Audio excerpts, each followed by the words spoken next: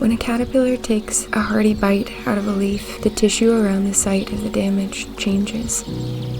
In addition, the leaf tissue sends out electrical signals, just as human tissue does when it's hurt. However, the signal is not transmitted in milliseconds, as human signals are.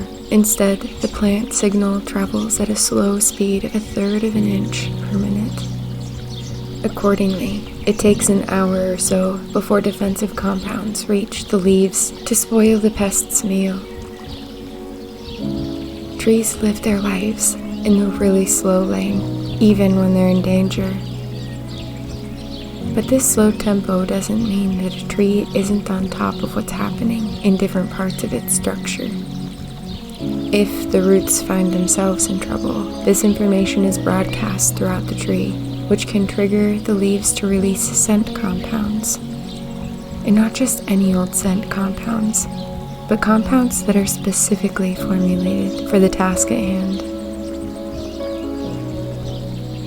This ability to produce different compounds is another feature that helps trees fend off attack for a while. When it comes to some species of insects, trees can accurately identify which bad guys they're up against. The saliva of each species is different, and trees can match the saliva to the insect. The match can be so precise that trees can release pheromones that summon specific beneficial predators. The beneficial predators help the trees by eagerly devouring the insects that are bothering them. For example, elms and pines call on small parasitic wasps to lay their eggs inside leaf-eating caterpillars. As the wasp larvae develop, they devour the large caterpillars bit by bit from the inside out. Not a nice way to die. The result, however, is that the trees are saved from bothersome pests and can keep growing without further damage. The fact that trees can recognize saliva is incidentally evidence for yet another skill they must have. If they can identify saliva, they must also have a sense of taste. Trees can also mount their own defenses. Oaks, for example, carry bitter toxic tannins in their bark and leaves. These either kill the chewing insect outright, or at least affect the leaves' taste to such an extent that instead of being deliciously crunchy, they become biliously bitter. Trees also warn each other using chemical signals sent through the fungal networks around their root tips, which operate no matter what the weather. Surprisingly, news bulletins are sent via the roots, not only by means of chemical compounds, but also by means of electrical impulses that travel at the speed of 1/3 of an inch per second.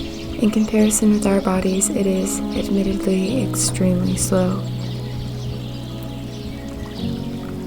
Tree roots extend a long way, more than twice the spread of the crown, so the root systems of neighboring trees inevitably intersect and grow into one another, though there are always some exceptions. Even in a forest, there are loners, would-be hermits who want little to do with others. Can such antisocial trees block alarm calls simply by not participating? Luckily, they can't, because usually there are fungi present that act as intermediaries to guarantee quick dissemination of news. These fungi operate like fiber optic internet cables. Their thin filaments penetrate the ground, weaving through it in almost unbelievable density. 1 teaspoon of forest soil contains many miles of these hyphae. Over centuries, a single fungus can cover many square miles and network an entire forest. The fungal connections transmit signals from one tree to the next, helping trees exchange news about insects, drought, and other dangers. A worldwide web pervading the forest, so to speak. Through these networks, different tree species are in contact with one another, even when they regard each other as competitors. And the fungi are pursuing their own agendas and appear to be very much in favor of reconciliation and equitable distribution of information and resources. Interestingly enough, if trees are weakened, it could be that they lose their conversational skills along with their ability to defend themselves. Otherwise, it's difficult to explain why insect pests specifically seek out trees whose health is already compromised.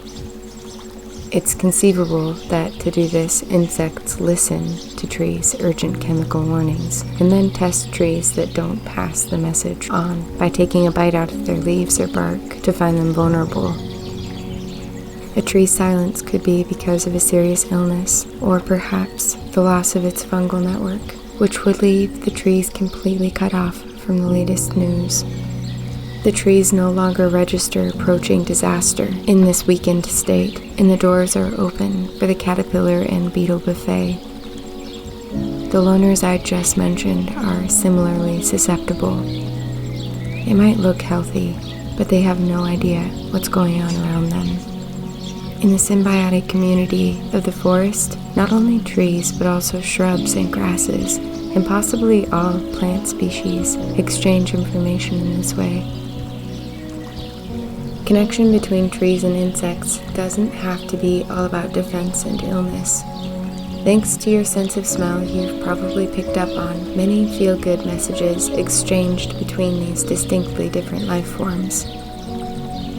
I'm referring to the pleasantly perfumed invitations sent out by tree blossoms. Blossoms do not release scent at random or to pleasure us. Fruit trees, willows, and chestnuts use their olfactory missives to draw attention to themselves and invite passing bees to sate themselves. Sweet nectar and a sugar-rich liquid is the reward for insects in exchange for the incidental dusting they receive while they visit. The form and color of blossom are signals as well. They act somewhat like a billboard that stands out against the general green of the tree canopy and points the way to a snack. So, trees communicate by means of olfactory, visual, and electrical signals. The electrical signals travel via a form of nerve cell at the tip of the roots,